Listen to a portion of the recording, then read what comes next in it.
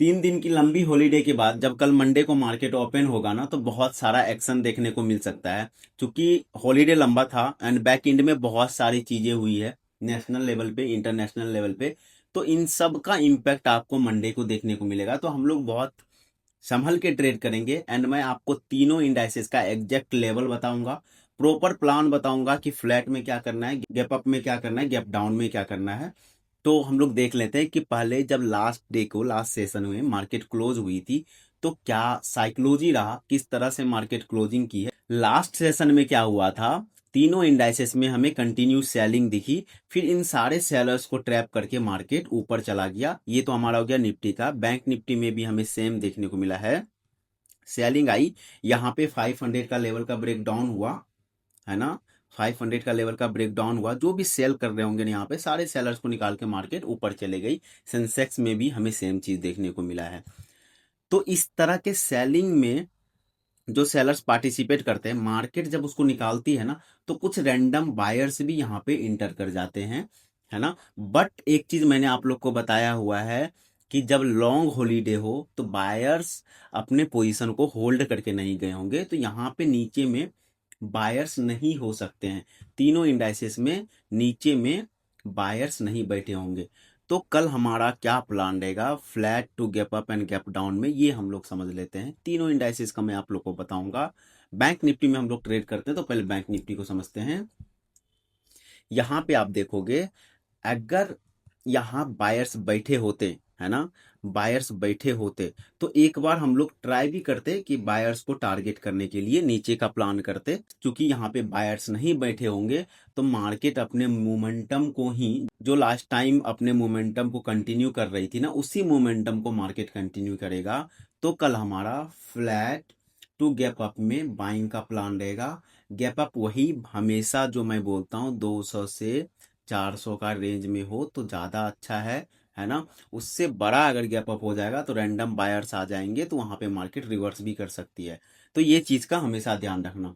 तो flat opening में and gap up opening में तीनों इंडाइसेस में, निफ्टी में भी सेम प्लान रहेगा, बैंक निफ्टी में भी सेम प्लान रहेगा एंड सेंसेक्स में भी सेम प्लान रहेगा। हम लोग बाइंग का प्लान करेंगे, ठीक है। हमारा बाइंग का ही प्लान रहेगा। और कल बहुत संभल के ट्रेड करना, क्योंकि मार्केट में ट्रैपिंग कल हो सकती है ना।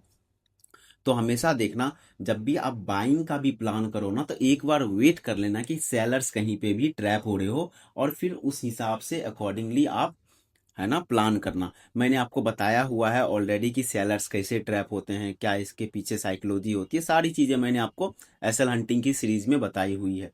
मैंने आप लोग से लास्ट टाइम पूछा भी था, आप लोग को एसएल हंटिंग की नेक्स्ट सीरीज चाहिए तो कमेंट करना, बट आप लोगों में से किसी ने ज़्यादा इंटरेस्ट नहीं दिखाया।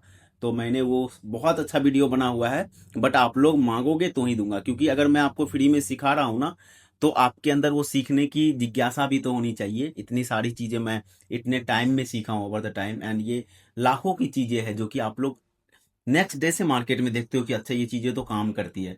तो आप लोग के अंदर अगर थोड़ी जिज्ञासा होगी तो ही मैं दूंगा। इसीलिए मैंने वीडियो अपलोड नहीं किया, नहीं तो मैं सोचा था सैटरडे संडे को अपलोड करूंगा। क्योंकि मैं यूट्यूबर हूँ नहीं, मैं बस एज अ भाई, ब्रदर, फैमिली की तरह आप लोगों को सिखा रहा हूँ। आप लोग जब तक सीखना चाहोगे सिखाऊंगा, नहीं तो मैं बंद करके चला जाऊंगा, ठीक है। तो हमारा फ्लैग टू गैप अप का प्लान हो गया एंड गैप डाउन में भी हम लोग बाइंग का प्लान कर सकते हैं। बट एक चीज हमेशा याद रखना कि गैप डाउन भी नॉर्मल रेंज में हो। नॉर्मल रेंज क्या, 200 से 400 के बीच में, उससे ज़्यादा नहीं होना चाहिए। एंड सेलिंग कब करेंगे, कौन से लेवल को अगर मार्केट टच कर जाए या उसके नीचे जाती है तो सेलिंग करेंगे, मैं वो आपको बता देता हूँ। तो अभी तक हमारा प्लान हो गया फ्लैट टू गैप अप में बाइंग, गैप डाउन में भी बाइंग, बट किस लेवल के ऊपर बाइंग ये मैं अभी आपको बता देता हूँ। तो हम लोग बैंक निफ्टी में ज़्यादा लोग ट्रेड करते हैं, तो बैंक निफ्टी में हम लोग 54,600 का लेवल रखेंगे, ठीक है। मैं आप लोग के लिए लिख दे रहा हूँ, 54,600 के लेवल के अगर ऊपर हमें मार्केट मिलती है तो हम लोग बाइंग करेंगे। अगर उसके नीचे मार्केट, सपोज ये 54,600 का लेवल है, अगर उसके नीचे मार्केट क्रॉस करने लगती है तो इमीडिएटली सेल मत कर देना, बट आपका प्रोस्पेक्टिव जो होगा ना, वो बाइंग से सेलिंग के तरफ कन्वर्ट हो जाना चाहिए। एंड अब तक जब तक इस लेवल के ऊपर था मार्केट, तो आप बाइंग की अपॉर्चुनिटी फाइंड कर रहे थे, है ना? बट जब इस लेवल के नीचे चले जाएगा तो आप सेलिंग की अपॉर्चुनिटी फाइंड करोगे। यही इसका मतलब होता है। सेंसेक्स में अगर आप ट्रेड करते हो और निफ्टी में आप ट्रेड करते हो तो सेंसेक्स में 76,500 का लेवल रहेगा, 76,550 का लेवल रहेगा। इसके नीचे अगर मार्केट जाए तो आप सेल करना, इसके ऊपर रहेगी तो आप बाइंग की अपॉर्चुनिटी ढूंढ सकते हो।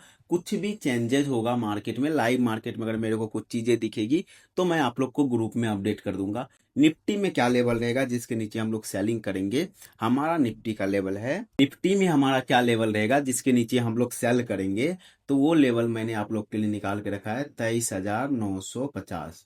इसके ऊपर है तो आप बाइंग की अपॉर्चुनिटी ढूंढना, इसके नीचे है या इसको टच भी करता है तो आप नीचे सेलिंग का प्लान कर सकते हो।